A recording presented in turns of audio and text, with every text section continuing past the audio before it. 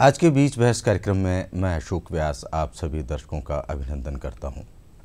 मित्रों, खान पान की प्राचीन परंपरा से लेकर वर्तमान परंपरा तक हमारे जीवन में मोटे अनाज का एक महत्वपूर्ण स्थान रहा है।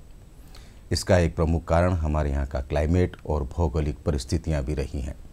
मोटा अनाज जैसे कि ज्वार, बाजरा, मक्का कम पानी और रेतीली ज़मीन में आसानी से पैदा किया जा सकता है।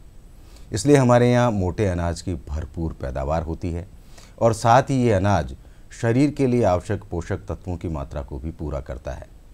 वर्तमान में पाश्चात्य संस्कृति के प्रभाव के चलते हमने मोटे अनाज को हमारी थाली से दूर कर दिया, जिसका दुष्प्रभाव आज हम देख रहे हैं। भारतीय लोगों के साथ साथ विश्व भर के लोगों की स्वास्थ्य संबंधी परेशानियों को दूर करने के लिए फिर से मोटे अनाज के फायदों के प्रति लोगों को जागरूक करने के प्रयास शुरू किए गए हैं। हमारे देश के वर्तमान प्रधानमंत्री नरेंद्र मोदी जी के नेतृत्व वाली केंद्र सरकार ने इस ओर एक बड़ी पहल की है। केंद्र सरकार के प्रयासों से ही संयुक्त राष्ट्र संघ ने इस वर्ष को मिलेट वर्ष 2023 के रूप में मनाने की घोषणा की है। मित्रों, आज के हमारे बीच बहस कार्यक्रम का जो मौजू है, जो विषय है, वो भी यही है, मोटा अनाज और इसके फायदे।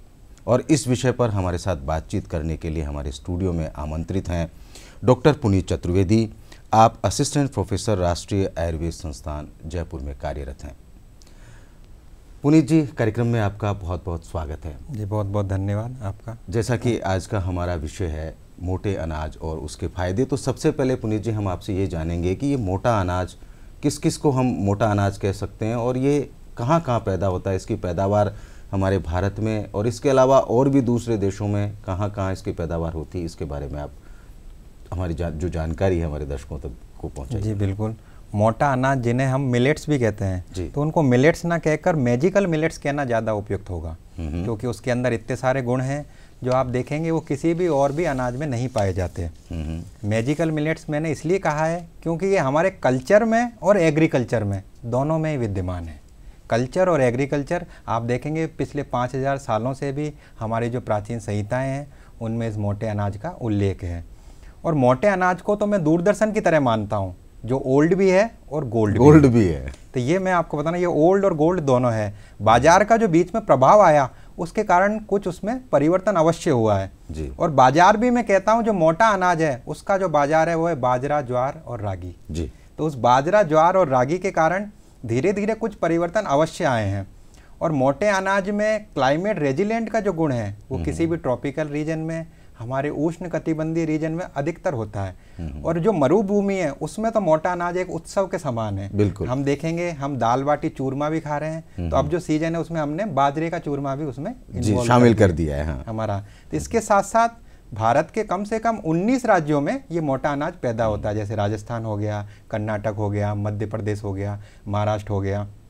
इसके अतिरिक्त पूरे विश्व में 130 से अधिक जो कंट्रीज हैं उनके अंदर भी ये मोटा अनाज पैदा किया जाता है जी। और जो मोटे अनाज को हम बेसिकली अगर डिफाइन करना चाहें तो उनको हम 3 कैटेगरी में बांट सकते हैं जी। फर्स्ट है मेजर, सेकंड है माइनर और तीसरा है सूडो। मेजर कैटेगरी में हम ले सकते हैं बाजरा, ज्वार, रागी। माइनर में है श्यामा और कोदो। और सूडो मिलेट्स हमने इसलिए कहा क्योंकि जो ये फैमिली है, पोएसी फैमिली में अक्सर ये नहीं आते, लेकिन जैसे आप देखेंगे एमरंथस या फिर चोलाई है या फिर कुट्टू का जो आटा हम उपयोग में लेते हैं उनको हम सूडो मिलेट्स कहते हैं जी। क्योंकि उनके जो गुण और धर्म है वो मिलेट्स के समान ही मिलते हैं। इनमें जो औषधीय गुण है जो मिलेट्स में पाए जाते हैं, पोषक तत्व, वो ही सूडो मिलेट्स में होते हैं। तो इसलिए हमने इनको मिलेट्स की कैटेगरी के अंतर्गत लिया है। नहीं, जैसे कि अपने यहाँ राजस्थान में बाजरा खूब पनपता है, मक्का खूब पैदा होती है, ज्वार भी भरपूर मात्रा में पैदा होता है, तो ये खास तौर से 3 मोटे अनाज हमारे यहाँ राजस्थान में पैदा होते हैं। लेकिन रागी आपने बताया, रागी कहाँ पैदा होता है और ये राजस्थान के अलावा भी जो ज्वार, बाजरा, मक्का है और कहीं इनकी पैदावार होती है? जी, मैंने बताया इनको हम क्लाइमेट रेजिलेंट फूड इसलिए कह रहे हैं क्योंकि इनका हम 3 रूपों में उपयोग कर रहे हैं, फूड के रूप में, फॉडर के रूप में और फ्यूल के रूप में जी। तो ये हमारे लिए भी उपयोगी है, किसान जो भाई हैं वो भी उपयोगी है, क्योंकि इसमें कम से कम मिनिमम संसाधनों का उनको उपयोग करना पड़ रहा है। इसके साथ साथ जो सॉइल है उसके लिए भी उपयोगी है। आप देखेंगे सदगुरु ने जो सेव द सॉइल मूवमेंट चलाया था, उसके लिए ये जो हमारे जो मोटे अनाज है उनकी पैदावार काफ़ी उपयोगी है, क्योंकि उनसे जो कार्बन एमिशन है वो काफ़ी कम होता है। और इनके हम देखेंगे ज़्यादातर आजकल जो टेंडेंसी चल गई ऑर्गेनिक फूड की, तो मोटा अनाज जब हम पैदा कर रहे हैं तो उन पर हम पेस्टिसाइड का उपयोग मिनिमम कर रहे हैं। पेस्टिसाइड के साथ साथ हम देखेंगे किसी भी तरह का हम जो हानिकारक तत्व हैं वो भी हम उपयोग में नहीं ले रहे। और आप देखेंगे जो 55 डिग्री सेंटीग्रेड तक भी मोटा अनाज है वो हम लोग उगा सकते हैं, उत्पादन कर सकते हैं। ये एक बहुत अच्छी बात है पुनीत जी, क्योंकि हम भी बचपन से देखते आ रहे हैं जो रबी की फसलें हैं उनमें पेस्टिसाइड का उपयोग ज़्यादा होता है, क्योंकि ये जो मोटा अनाज है ये खरीफ की फसलें होती हैं और ये बारिश के ऊपर निर्भर करती हैं, जिसको हम राजस्थान में सावणों की फसल बोला करते हैं। और इन फसलों में ना तो जुताई की इतनी अधिक ज़रूरत पड़ती है और ना ही पेस्टिसाइड की ज़रूरत पड़ती है। ये बहुत आसानी से और कम खर्चे में पैदावार करने वाली फसलें हैं। तो आजकल जो अभी एक नया ट्रेंड शुरू हुआ है, जैसा कि हमने पिछले अभी जिक्र भी किया है इस बात का, कि इसकी और लोगों का ध्यान आकृष्ट किया जा रहा है कि मोटा अनाज हमारी थाली पर जो कहीं छूट गया था ये वापस थाली में आए। तो इसके लिए ऐसा क्या है इस मोटे अनाज की खासियत, क्या है इसकी उपयोगिताएं जिसको हम थाली की ओर वापस खींच के लेके आ रहे हैं? जी, आप देखेंगे भारत की जो परंपरा है वो सर्वजन हिताय सर्वजन सुखाय रहती है। हमने आप देखेंगे योग दिवस भी जब हमने मनाया था तो हमने भारत में यूनाइटेड नेशन में जाके उसकी अनुशंसा करी थी। उसी तरह से हमारे प्रधानमंत्री मोदी जी ने मोटे अनाज की जो अनुशंसा करी तो 2023 को यूनाइटेड नेशन के द्वारा इंटरनेशनल ईयर्स ऑफ मिलेट मनाया जा रहा है, क्योंकि हम देखेंगे विश्व में 70 से अधिक जो देश हैं उन्होंने हमारी इस मुहिम का समर्थन किया है। तो 2023 में जो वर्ष रहेगा वो हमारा इंटरनेशनल ईयर्स ऑफ मिलेट रहेगा। उसमें कई तरह के कार्यक्रम भारत सरकार के द्वारा किए जा रहे हैं। वो बात सही है आपकी, मैं उस प्रश्न पे आऊँगा, लेकिन मैं ये कहना चाह रहा हूँ कि भाई मोटा जो अनाज है उसको हम हमारे खान पान में क्यों शामिल करें? क्योंकि बहुत से लोग ऐसे हैं जिनको तो मोटा अनाज खाने में भी तकलीफ होती है, थोड़ा सा हार्ड नेचर का ये होता है, तो हम उसको मोटे अनाज को हमारे खान पान में क्यों शामिल करें? तो उसके बारे में आप हमारे दर्शकों को इसका तो सबसे पहला उत्तर यही है कि हम मोटे अनाज को अपने खान पान में शामिल क्यों ना करें। उसमें इतनी सारी चीजें हैं, इतने सारे गुण हैं। हाँ, वही जैसा तो कि आपने पानी के लिए आपने बताया, जैसे चावल की जो फसल होती है उसमें 1200 mm तक हमको पानी की जरूरत पड़ती है, जबकि मोटे अनाज में हम 350 mm तक, मतलब 1/4 से भी कम में उपयोग में ले रहे हैं। अगर हम डिजीज की बात करें तो सबसे पहले हम स्टार्टिंग करने जाएंगे जो मोटे अनाज है वो है ग्लूटीन फ्री। तो ज़्यादातर आप देखेंगे सीलिक डिजीज एक जो है जो प्री डिस्पोज हमारा जेनेटिक कंपोजिशन है, तो कई लोग जो गेहूं खाते हैं उनमें ग्लूटेन रहता है तो उससे एलर्जी होती है। आपने देखा हो कई लोगों को लैक्टोज इंटॉलरेंस होता है, बच्चे दूध पीते उल्टी कर देते हैं, गेहूं की रोटी वो लोग नहीं खा पाते। तो उसके लिए सबसे बढ़िया जो उपाय है वो है हमारा मोटे अनाज का, क्योंकि ये हमारे ग्लूटेन फ्री होता है। और हमारा जो जेनेटिक कंपोजिशन है वो भी इसीलिए था कि हम लोग इसी अनाज का उपयोग ज़्यादा से ज़्यादा करें ताकि हम सीलिक डिजीज से बच सकें। इसके साथ साथ हम देखेंगे टाइप 2 जो डायबिटीज होती है उसमें भी जो मोटा अनाज होता है उसका जो ग्लाइसेमिक इंडेक्स होता है वो सबसे कम होता है। तो हम गेहूं की, चावल की, इनकी अगर अपने खाने में उपयोग ले रहे हैं, इससे अच्छा है हम मोटे अनाज का उपयोग लें ताकि ग्लाइसेमिक इंडेक्स हमारा कम हो। इसके साथ साथ आप देखेंगे जो इनमें कैल्शियम की, मैग्नीशियम की, इनकी जो मात्रा होती है वो भी आयरन की, फोलिक एसिड की काफ़ी अधिक होती है बाजरा में।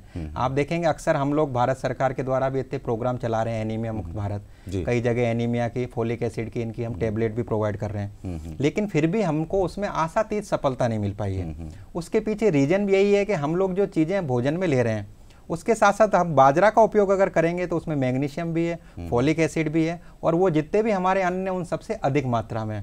जैसे कि आपने रागी की बात करी, मैं आपको बताना चाहूंगा रागी के अंदर जो कैल्शियम होता है वो मिल्क से 3 गुना मात्रा में होता है। तो आप देखिए कैल्शियम कितना हमारे लिए उपयोगी है, और उस चीज को हम लोग भूलते जा रहे हैं। जो छोटा बच्चा होता है उसकी ग्रोथ के लिए हम लोगों को कैल्शियम कितना जरूरी होता है। जब हम लोग देखेंगे, जब हम लोग बुजुर्ग हो जाते हैं तो हमारे ऑस्टियोपोरोसिस या कैल्शियम की समस्या आती हैं। नहीं डॉक्टर साहब, ये बात आपने एक बहुत इंपॉर्टेंट बात की है, जो कैल्शियम की समस्या आजकल घुटनों में दर्द की प्रॉब्लम कम एज में ही दिखना शुरू हो जाती है, और इसका सबसे बड़ा कारण यही है कि कैल्शियम की कमी होती है। आप क्या मानते हैं कि ये रागी अगर हम लोग उपयोग में लें, अगर बचपन से ही हम बच्चों को रागी दें तो शायद ये आगे जाके प्रॉब्लम ना हो ऐसी। जी बिल्कुल, लेकिन इसके लिए हमको ये अपनाना पड़ेगा। रागी से हम अपने सबके भोजन में उपयोग में लें। ऐसा नहीं बच्चे को सिर्फ रागी डोसा हमने 7 दिन में एक बार खिला दिया, तो उसको प्लेट के रूप में लेना है। और आप देखेंगे मोटे अनाज में इतनी वेराइटी है, जितनी डाइवर्सिटी हमारी प्लेट में होगी उतना ही हमारा भोजन न्यूट्रिएंट के भरपूर होगा। आप देखेंगे जब ग्रीन रेवोल्यूशन या हरित क्रांति आई थी, उससे पहले हमारे जो समाज है, हमारी दादी नानी, वहाँ पे मोटे अनाज का उपयोग अक्सर हमको देखने को मिलता था। लेकिन जब से ग्रीन रेवोल्यूशन आई तो हमारे यहाँ सिर्फ गेहूँ, चावल, मक्का, इन सारी चीज़ों का उपयोग रह गया। जो हमारे बाजरा, ज्वार, रागी, शामक, कोदो, इनका उपयोग हमने कम कर दिया। अब इतने सारे अनाज हैं, हम 7 दिन में हर दिन एक अलग अलग अनाज का उपयोग कर सकते हैं, जबकि हम लोग गेहूं और चावल तक ही सीमित रह गए। और जो कैल्शियम का मैंने आपको बताया, इसके अंदर 3 गुना तक मिल्क से ज़्यादा हमको कैल्शियम मिलता है, तो क्यों ना हम इसका उपयोग करें। आप देखेंगे हम लोगों को गाल ब्लैडर की समस्याएं होती हैं, पेप्टिक अल्सर होते हैं। जो मोटा अनाज है वो एल्केलाइन होता है नेचर में, जो एल्केलाइन नेचर में होता है, तो उसके कारण भी जो हमारे पेप्टिक अल्सर, जो स्टोन वाली जो डिजीज है, उनसे हम लोग बच सकते हैं। इसके साथ साथ हम देखेंगे जो कार्डियोवैस्कुलर डिजीज आजकल पाई जाती हैं, एथेरोस्क्लेरोसिस है या फिर थक्का बनने की जो समस्या है, तो मोटा अनाज के द्वारा उससे भी हमारा कोलेस्ट्रॉल लेवल भी कम हो रहा है, तो उसका उपयोग हम लोग भोजन में क्यों ना करें। इसके साथ साथ हम देखेंगे सबसे ज़्यादा जो समस्या आती है वो है ओबेसिटी की, और जो मोटा अनाज है उसमें हमारे फाइबर सबसे ज़्यादा मात्रा में होते हैं। अक्सर जिन लोगों को कॉन्स्टिपेशन की शिकायत होती है या और कोई चीज़ होती है, हम लोगों को यही कहते हैं कि आप रिच इन फाइबर फूड का उपयोग करें। तो वही सारी चीज़ें जब हमको मोटे अनाज में मिल रही हैं, और सबसे इंपॉर्टेंट है उनमें हमको बायोडाइवर्सिटी या फूड की प्लेट में डाइवर्सिटी मिल रही है। हम 7 दिन अलग अलग तरह का अनाज खा सकते हैं। जब वो सारी चीज़ें उपयोग में हमको मिल रही है, तो वो सारी चीज़ें हमको उपयोग में लेनी चाहिए।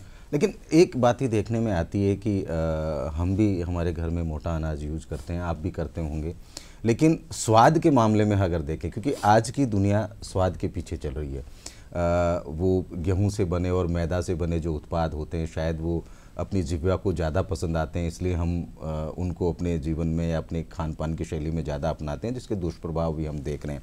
लेकिन स्वाद की दृष्टि से हम देखें तो मोटा अनाज और इसकी तुलना हम करें, जो स्टार्च युक्त ज़्यादा ये इस तरह की जो अनाज है, हमारे चावल हुआ, गेहूँ हुआ, उसमें कितना फ़र्क है? वो ज़्यादा स्वादिष्ट हम उसको बना सकते हैं थोड़ा सा मेथड बदल के, ताकि वो हमारी थाली तक आए, या ये जो प्रक्रिया चल रही है गेहूं में, चूँकि स्टार्च होता है तो ये मीठा भी लगता है, तो क्या इस वजह से लोग मोटे अनाज से दूर हैं, स्वाद की वजह से?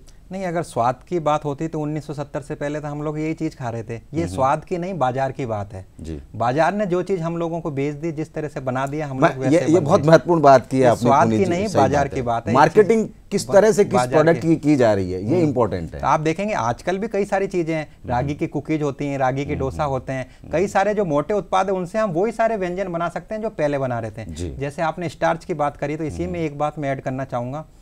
जो हमारे जो गेहूं, चावल, इनके अंदर जो कार्बोहाइड्रेट होती हैं वो होती हैं सिंपल, और जिन मोटे अनाज होती हैं इनमें कॉम्प्लिकेटेड होती हैं। आप देखेंगे हमने चावल खा लिया, कुछ टाइम के बाद हमको भूख लग गई, और ये जो हमारी कॉम्प्लिकेटेड स्टार्च हैं, ये अगर हमने रागी के, ज्वार के, बाजरा का ऐसा हमने कोई भोजन उत्पाद पाया तो हमको काफी लंबे समय तक भूख नहीं लगती, क्योंकि डाइजेशन उसका कॉम्प्लिकेटेड धीरे-धीरे स्टार्ट होती थी। ये चीज़ भी हमको ध्यान रखनी पड़ेगी।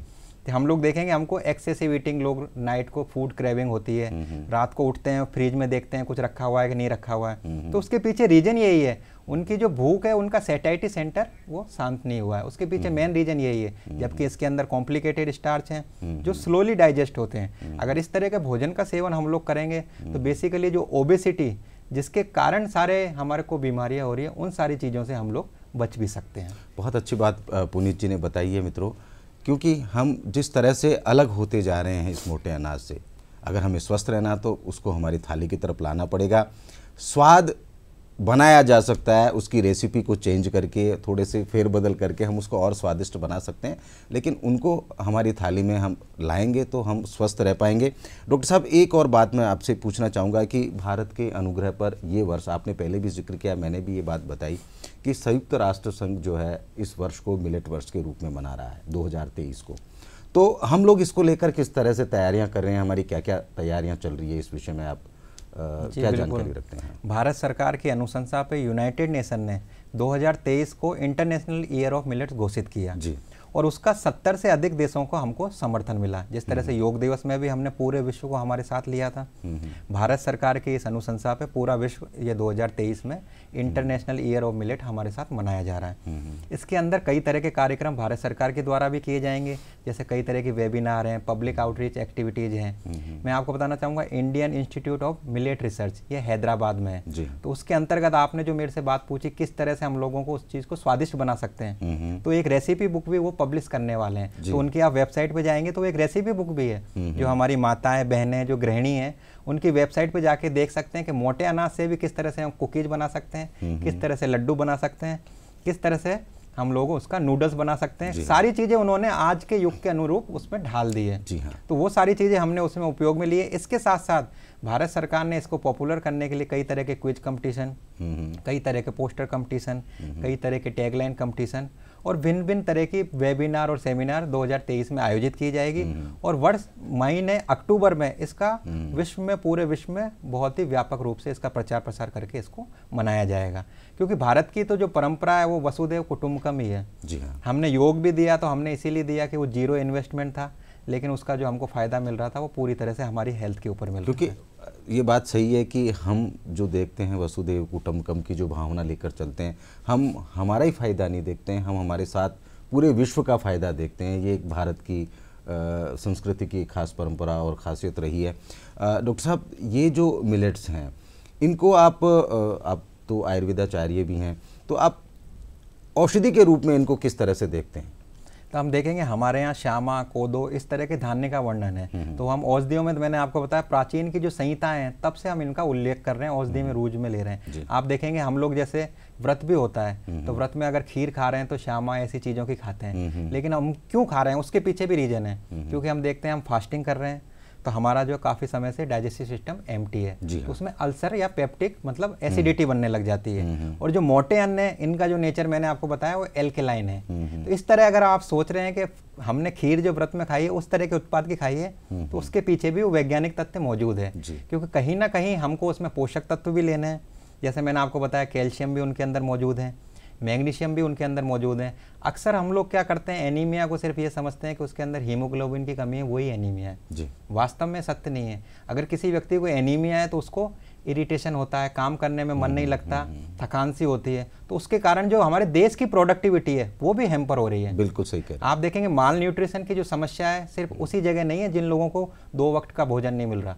जिन लोगों को पूरा भोजन मिल रहा है उनके अंदर भी माल न्यूट्रिशन की समस्या है। ये मतलब बहुत इंपॉर्टेंट बात आपने कही है कि हम ये सोचते हैं कि हम भरपूर खाना खा रहे हैं, पौष्टिक आहार ले रहे हैं, भरपेट खा रहे हैं, उसके बाद भी बहुत से लोग जो है कुपोषण के शिकार होते हैं। ये अच्छी बात बताइए आपने। एक बार आप दर्शकों को थोड़ा सा और इसको क्लियर करके बताएंगे तो ज़्यादा उनके लिए फ़ायदा होगा। जी, माल न्यूट्रिशन का मतलब सिर्फ ये नहीं है कि हमको भोजन भरपेट नहीं मिला। माल न्यूट्रिशन का मतलब है हमारे जो पोषक तत्व है हमारी बॉडी में वो हमें भरपूर नहीं। ये चीज़ हमको ध्यान रखना जरूरी है। अक्सर जो होता है समाज में बाजार के कारण जो मिथ होती है वो सारी चीज़ें फैलती रहती हैं। एनीमिया को भी अक्सर हम लोग देखते हैं कि अगर उसमें हीमोग्लोबिन की कमी है तो उसी को हम लोग एनीमिया मानते हैं। वास्तव में एनीमिया के और भी कई सिम्टम हैं। वो सिर्फ प्रेग्नेंट वुमेन के अलावा मेल में, चाइल्ड में, कई चीज़ों में हो सकता है। आप देखेंगे अक्षय पात्रा एक जो फाउंडेशन है उसके द्वारा भी एक रिसर्च और एक क्लिनिकल ट्रायल किया गया था। उसमें पाया गया जो स्टार्टिंग के जो टोडलर या फिर जो एडोलसेंट बच्चे हैं उन लोगों को स्कूल में जब हमने मिड डे मील में मोटे अनाज, बाजरा, ज्वार, रागी इनका सेवन कराया तो उनकी जो ग्रोथ थी, हाइट थी, हेल्थ थी, वेट थी, वो अत्यधिक बढ़ी। इसके साथ साथ उनके अंदर जो एनीमिक कंडीशन थी वो भी दूर हुई। अक्सर हम लोग क्या देखते हैं कि बच्चे को हम लोग अक्सर समृद्ध या मिडिल क्लास परिवार की यही समस्या है। हमारे पास भी पेशेंट आते हैं, वो कहते हैं कि बच्चा खाता तो बहुत है लेकिन लगता नहीं है। उसके पीछे रीजन भी तो यही है कि बच्चा अगर खा रहा है तो हम लोग वो चीज़ भूल गए कि बेहतर जीवन के लिए बेहतर भोजन करना भी मैं वही अगला सवाल मेरा जो था आपसे यही था कि ये जो है सही भोजन बेहतर जीवन, ये टैगलाइन चल रही है आजकल, इससे क्या अभिप्राय है? ये आप पहले वाली बात खत्म की, उसके बाद इस मौजू पे आते हैं। जी, सही भोजन और बेहतर जीवन का मतलब भी यही है। आयुर्वेद के अनुसार जो आपको नियम बताए गए हैं भोजन, सिर्फ आपको ये नहीं लेना कि हमने प्रोटीन ले ली, कार्बोहाइड्रेट ले ली, फैट ले ली। उनको आपने किस तरह से लिया, आपने मधुर, अम्ल, लवण सारे जो रस हैं वो हमारे भोजन में है या नहीं, वो चीज़ें भी हमको जरूरी है। अक्सर आप देखेंगे बच्चों के साथ ये समस्या होती है। हमारे यहाँ टीवी चलती रहती है, भारत पाकिस्तान का क्रिकेट का मैच चल रहा है भारत मैच हारा है, बच्चे को गुस्सा आ रहा है और वो भोजन करता जा रहा है, अगर वो इस तरह से भोजन करेगा तो उसके शरीर में कैसे लगेगा जी। तो सही भोजन, बेहतर जीवन का मतलब सिर्फ ये नहीं है कि हम लोग प्रोटीन, कार्बोहाइड्रेट, विटामिन, इन सारी चीज़ों की बात करें। उसका मतलब है जो चीज़ हम लोग ले रहे हैं वो तन मन भुंजियात, मतलब जो भी भोजन हम कर रहे हैं तन और मन लगा के करें, और भोजन के प्रति ईर्ष्या या द्वेष का भावना रखें। अक्सर बच्चों को ऐसा होता है, पहले से उसके मन में भावना आती है कि ये सब्जी, ये चीज़ मैंने नहीं खाऊंगा। हमारे यहाँ तो अन्न को देवता की तरह माना गया है, प्रणाम करके माना गया, उसके बाद ही हम भोजन का सेवन करते हैं। तो आयुर्वेद के अनुसार जो भी भोजन के नियम बताए गए, हम तन मन भुंजियात खाएं, ऐसा नहीं कि टीवी चल रही है उसके साथ भोजन करें, और जितने भी मधुर, अम्ल, लवण, कटु, तिक्त, कसाय, 6 रस से युक्त हमारा भोजन होना चाहिए। सिर्फ ऐसा ही नहीं हो कि एक ही रस का हम लोग भोजन करते जा रहे हैं। इसीलिए ये समस्या जो आती है, बच्चे भोजन भी करते हैं, फिर भी हम उनको कितने भी फ्रूट जूस ला के दे दें, कितने भी हम उनको वेजिटेबल खिला दें, लेकिन फिर भी उनके अंदर हीमोग्लोबिन या एनीमिया की कमी आती है। उसके पीछे रीजन तो यही है, वो माल न्यूट्रिशन, आपको लग रहा है कि हमने ओवर न्यूट्रिशन करके उसको कम कर दिया, लेकिन वो सिर्फ आपने भोजन की कमी पूरी करी है, पोषक तत्वों की कमी पूरी नहीं करी। तो माल न्यूट्रिशन में हमको भोजन की पूर्ति नहीं करनी है, पोषक तत्वों की पूर्ति करनी है। जब हमारी ग्रीन रिवोल्यूशन आई थी तब भी तो यही हुआ था, हमने पेट भरने पे हमारा फोकस किया, और जबकि हमारा फोकस जो पहले था वो था हमारा मोटे अनाज के द्वारा पोषक तत्वों पे। तभी आप देखेंगे हमारे दादा दादी, नाना नानी, जो उनको ये कम्युनिकेबल और नॉन कम्युनिकेबल वाली जो डिजीज हैं वो आजकल अब ज़्यादा हो गई हैं। अब आजकल हम लोग देखेंगे, हम लोगों को जो लीवर सिरोसिस की समस्या आ रही है वो नॉन एल्कोहलिक भी हो रही है। अक्सर लोगों को ऐसा लगता है जो लोग अल्कोहल पी रहे हैं सिर्फ उनको ही लीवर सिरोसिस हो सकता है। बहुत महत्वपूर्ण बात आपने कही है। तो वो सारी चीज़ें इसीलिए आ रही है, धीरे धीरे हम कम्युनिकेबल डिजीज से नॉन कम्युनिकेबल डिजीज की ओर जा रहे हैं। जैसे स्ट्रोक हो गया, कैंसर हो गया। जो मोटा अनाज होता है उसमें फ्री रेडिकल नष्ट करने के लिए एंटीऑक्सीडेंट पाए जाते हैं। उसमें कई तरह के फाइटोकेमिकल होते हैं जो इस तरह के एंटी एजिंग तत्व हैं, और इस तरह से एंटी कैंसरस उनकी प्रॉपर्टी है। तो आप देखिए, जो कैंसर है, डायबिटीज है, हाइपरटेंशन है, ओबेसिटी है, ये सारी समस्याएं इसलिए आई क्योंकि हम एक ही तरह के भोजन पर सेवित हो गए, जबकि हमारे यहाँ तो इतनी सारी चीज़ों का भंडार है। आप देखेंगे पाश्चात्य जो सभ्यता या संस्कृति थी, हम उसको एज इट इज अपना लेते हैं। जैसे हम लोग पास्ता या पिज़्ज़ा लाए तो हमने ऑयल या इनका जब सेवन किया तो हम रिफाइंड ऑयल लिया है, अपना ऑयल भूल गए। जब लोग, हम तो अपनी दाल और सब्जियों को पकाते हैं, हम सिर्फ ऊपर से डालते नहीं है ना। पास्ता और पिस्ता में क्या करता है, हम लोग ऊपर से तेल डालते हैं, जबकि उनका स्मोकिंग पॉइंट कम होता है। बहुत अच्छी बात बताई है डॉक्टर साहब आपने। मित्रों, ये बहुत ध्यान देने वाली बात होती है कि हम पाश्चात्य संस्कृति को फॉलो करते हुए, क्योंकि वो उनकी नई रेसिपी बनाने का तरीका वो हमारे शायद जीभ के स्वाद के अनुसार हमें अच्छी लगती है, लेकिन वो कितनी नुकसानदायक हमारे लिए और हमारे स्वास्थ्य के लिए है, ये डॉक्टर साहब ने आपको बताया। साथ में एक बहुत महत्वपूर्ण बात डॉक्टर साहब ने बताई कि हम भोजन किस वातावरण में करते हैं, ये बहुत इंपॉर्टेंट बात है। जो हमारे प्राचीन, हमारी परंपरा रही है, हमारे जो गुरु रहे हैं, उन्होंने भोजन करने का भी एक मेथड बताया था। उसको बहुत सारे लोग सांप्रदायिक रंग दे देते हैं या किसी और चीज़ से उसकी तुलना करते हैं, लेकिन वो पूरा साइंटिफिक होता है कि आप जैसे जिस वातावरण में भोजन करेंगे, मन में जिस तरह के आपके विचार और भाव रहेंगे, वो भोजन वैसा ही शरीर में आपके आगे जाके काम करेगा। डॉक्टर साहब, इस बात के अलावा आप मैं ये जानना चाहूँगा कि मिलेट्स का हमारे भारत में क्या भविष्य है? मिलेट्स को तो हम लोग कह सकते हैं वो हमारे फ्यूचर के सुपर फूड है जी। जैसा कि मैंने आपको बताया, उनका हम फूड के रूप में भी उपयोग कर रहे हैं, फोडर के रूप में भी उपयोग कर रहे हैं, जो गाय को चारा खिलाते हैं, और इसके साथ साथ फ्यूल जो एथेनॉल, पेट्रोल में डलता है, वहाँ से भी हम उसको एनर्जी सेविंग के रूप में। तो एक तरह से जो हमारा जो ये मिलेट्स हैं वो हमारे सुपर फूड बन चुके हैं। और जैसा कि मैंने आपको बताया, ये किसानों के लिए सबसे ज़्यादा जरूरी है, क्योंकि भारत में अगर कोई चीज़ हम देख रहे हैं तो हमको उसको आर्थिक और सामाजिक परिवेश में भी देखना चाहिए जी।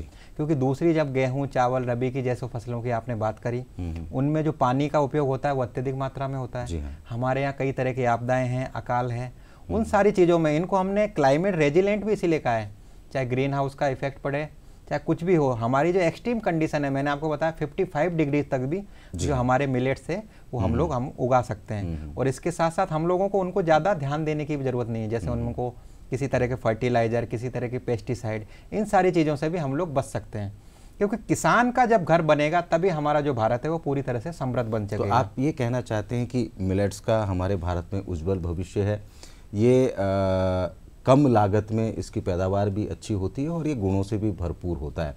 तो डॉक्टर साहब, मैं अब समय की समाप्ति नज़दीक है, तो मैं आपसे जल्दी से एक सवाल ही पूछ लेना चाहता हूँ कि मिलेट्स किन किन आयु वर्ग के लोगों को दिया जा सकता है या सभी को दिया जा सकता है, इस बारे में आप हमारे दर्शकों को थोड़ा मिलेट्स तो आप देखेंगे हर आयु वर्ग के लिए बहुत ही उपयोगी है। जैसे मैंने आपको बच्चों के लिए आपको बताया, उनके अंदर एनीमिया की जो कमी आती है, उनके लिए हम बाजरा का उपयोग कर रहे हैं, तो उनके अंदर मैग्नीशियम और जो आयरन है वो काफ़ी अत्यधिक मात्रा में है, तो उनकी जो ग्रोथ है वो आप देखेंगे सिर्फ गेहूँ और चावल खाने वाले बच्चों से अधिक मात्रा में होगी।